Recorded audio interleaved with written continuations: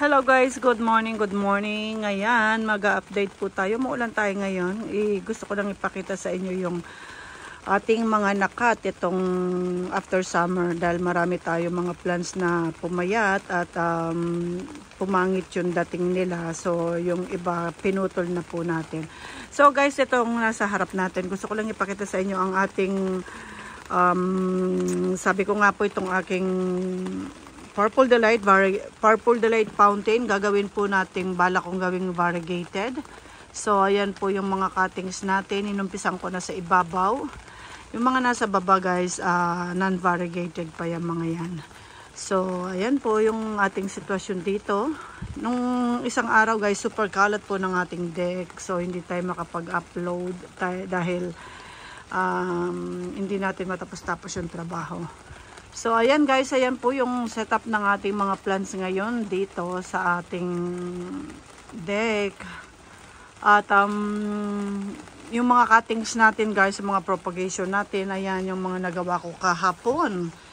Gabi na ako natapos dito guys, ayan. Itong mga ito lahat ay ghosty. Nakakuha kasi ako ng marami talagang cuttings guys ng ghosty. Dahil sa dami po ng mga propagation natin, ang gustong-gusto ko siya guys. Lalo na pag napunta siya sa araw. Pag naano siya sa araw guys, mas maganda pa siya sa kulay nito. Yung pagka-pink niya guys. So ayan. Ayan po yung ating mga ghosty. Ang dami nating nakuha, no? At ito naman ang ating Paraguayan, si Lavender Farm. Ayan. Gusto ko rin yan guys kasi nagko-color siya ng ganon. Tapos pag nag-stress siya, nagpipitch po siya ng color. Ayan. Meron akong tapos very matibay talaga siya. Sobrang tibay niya. Ayan, makikita nyo doon guys. Ayan meron po tayong, ayan, Paraguayan, si Lavender Farm yan guys. Yun sa labas. Kita nyo, kulay peach siya. So, ayan po. So, ayan. Ito lahat kinat natin para mas magdoble sila. Kasi matibay po talaga rin yan. At dito tayo nakakuha rin yung mga cuttings. Kinat ko ang aking Luella variegated na napakadami rin nating nakukuhang cuttings dyan yearly. So, nag-start lang tayo sa isang maliit na cluster. Ay, parang maliit lang siya na cluster guys. Yung maliit lang na nabili natin. And then lumaki siya. Andiyan, ang dami niyang mag-babies at napakaganda niyang color pag ganitong season guys. So, ayan. So, ang dami nating nakuwang cutting. So, minix ko na lang yan guys kasi meron pagitan na yun, linagay ko na lang sa mga cuttings natin. Ito rin cuttings din to, ayan, mga nakuha natin si Rococo ito guys. Ang bilis maglaglaga ng ni Rococo guys. So, ayan, ayun din, linagay ko na rin yan. Alam nyo ba ito guys, katatanim ko lang din dyan and then namatay. Hindi ko na pinalitan po yung soil. Ginanon ko na, linagyan ko na lang ng konting antibacterial na gamot. Na yan po yung linagay natin kasi sayang yung soil. So, tapos yung doon yung maliit guys, itong mga Raul lahat yan. Ayan, first time kong cuttings makakuha. Start nung nabili natin. Ang dami niya siya. Pero napadami yung cut ko. Lumit na siya. Ito yung na si Raul ngayon. Ayan na siya guys. Ayan na. Napakalash po yan nung nakaraan. Ayun, kita niyo yung mga nakuha natin. Isang tiglilima. Edi 15 pieces para nakuha natin. At yung dulo doon na red. Yung red pong dulo na yan ay atin pong talagang naglegi pumayat ang ating mga California Sunset guys. Ayan, pinutol ko para ma-reset natin sila. So ayan, lahat yan California Sunset. Siguro may na-mix pang konti dyan pero more on California Sunset po yan. So ayan, napadami na naman yung natin. Hindi ko naman kung saan ko ipapatong ito pero hanapan natin ang pwesto. At ito po yung ating mga nakat nating ito, Purple Delight variegated na hindi pa natin mga nailalagay guys. Ayan. Hinahanapan ko pa. Tsaka naubusan talaga ako ng lupa. Ayan po ito pa yung mga natira natin na cuttings na mix-mix na po yan. Halo-halo na. Pinagsama-sama ko na lang at yung mga nalaglag na dahon yan. Pag nagtubuan yan, nagkaroon ng ihilera rin natin yan guys sa ihilera po natin sila sa bed. Ang sinasabi kong bed, ito. Ayan, meron tayong 3 bed dito ng propagation, leaf propagation. So, ayan guys, para kapag kasi mabilis mamatay ang isang succulents pag season. Kahit na ilang taon na sa'yo, pag yung dumating yung hindi magandang season at hindi natin napansin, minsan makikita mo na lang kaya mas magandang marami ho tayong propagation. So, ayan dito, meron pa rin tayong ditong propagation na hindi pa na-cutting sa, ito po, lilac mist ang mga ito guys. Ayan, ang dami nating mga nakuha rin. Ayan, yung lilac mist hanggang doon. So, ayan po. So, ayan, at ang ating mga, ang nakaka-recover na ng konti guys, ang ating mga awonium na talagang sobrang nagsuffer po ng summer, lumiit, naglaglagan ng dahon. Grabe. Kung makikita ito yung spring guys, yung spring super gaganda nila, and then talagang summer ang nila pinaka nila dito sa lugar ko guys. So ayan po yung mga nakasurvive nating mga plants at nakikita ko na yung mga beauty nila. Ayan guys, ito napakaganda nito, napaka-compact nitong si festival guys. At ayan, bumabalik na siya. At ayan po, ayan ang ating mga plants dito. Marami dito tayong ito mga ito guys, ang aking mga namatay na mga awonium na mother plant, and then hinabol natin yung mga buhay pa na mga tangkay. Ayan, pinutol ko at nagsuli po, nag-ugat na sila, and then dahil wala tayong tamang malaking space, pinagsama-sama ko na lang po. Pero maganda ang dating niya. Tingnan nyo guys. Ayan, maganda ang dating niya. May halo yan. Halo-halo yan. Ayan, merong pink witch. Ang tawag dito. Ito gusto ko eh. Nakalimutan ko ng mga pangalan nila. So, ayan guys. Ayan po. Ang ganda niyan. Pag nag-anuhan, iba-iba yung cuttings diyan guys. At nagkaugat. Yung mga nagkaugat na pinutol ko yan, lahat ko dyan linagay. So, ayan. Ito, meron pa tayo rito. Nakita ko. Late ko na lang itong nakita guys, na bulok na pala yung stem niya. Kaya pala sabi ko, parang hindi siya nag-grow.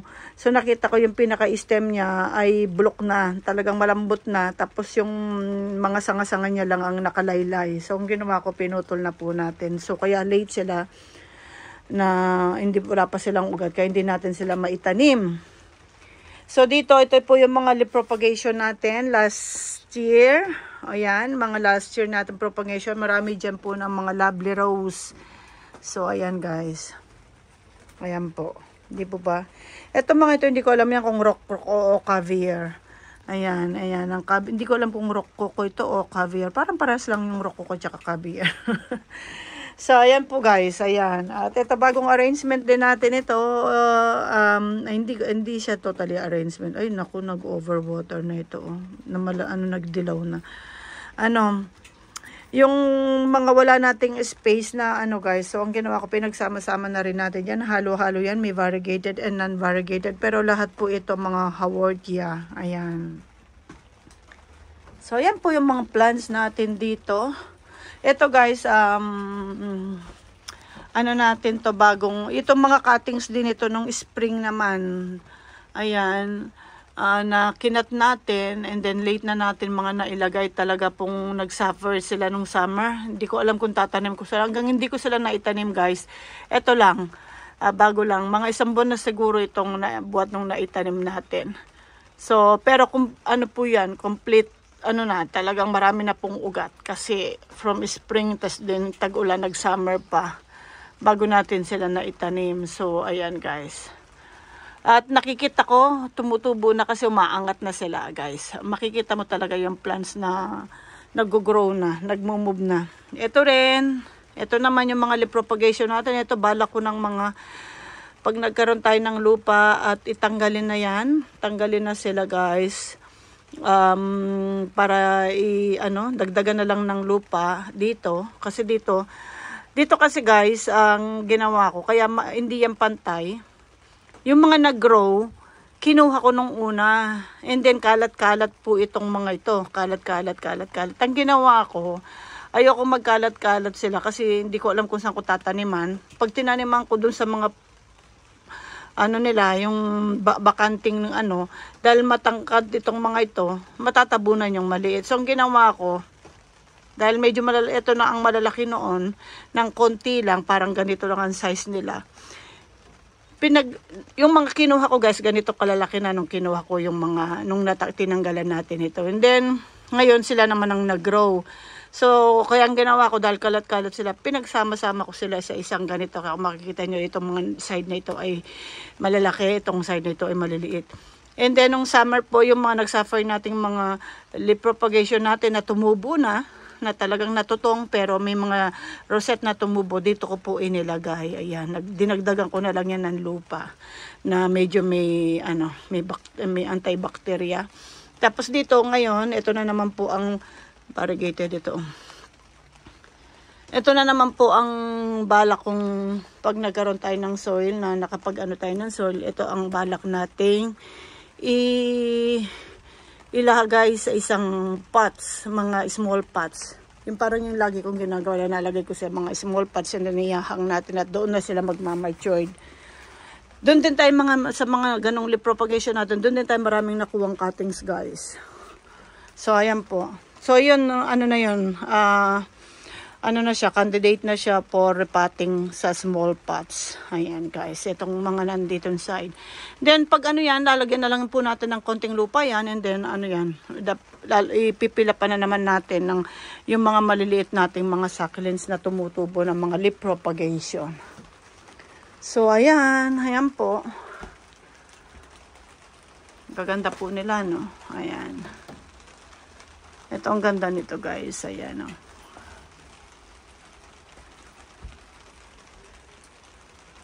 Ngayon nakaka-recover na siya. Maganda na siya. Maganda na sila guys ng konti. Yung mga talagang medyo nalungkot ako nung summer talaga. Hindi ko alam kung mamamatay. Ay bahala na, sabi ko. Matira na lang ang matibay. Ayan, baka magkamali tayo. Mapakan ko yan. Ito rin yan guys. Cuttings din yan. Hindi pa natapos dahil nga po wala tayong soil. At ito ang aking agave, galing ito sa taas, talagang maliliit lang yan, lumaki na po sila, linagay ko na sila sa mas malalaking pots, bagong lipat lang yan guys. At ito naman din ang ating missing you, ayan, si missing you, ayun din mga cuttings din yan, mga cuttings itong mga ito guys, ayan, makikita nyo cut po yan, ayan, siniksik lang natin doon. At ito rin, ayan, mga cuttings natin ng lovely rose. Ayan, nakaisang ganito pala ako ng lovely rose. Doon ang mga magaganda nating lovely rose guys, nandun sa kabila, doon sa likod. So, hindi lang tayo makalabas. Next time, sa labas naman tayo kumuha ng video. Ito rin mga cuttings. At ito mga dahon pa na kahit ito yan, guys. Ayan, mga ganyan, kahit mga ganyan na itinatabi ko pag tumutubo ay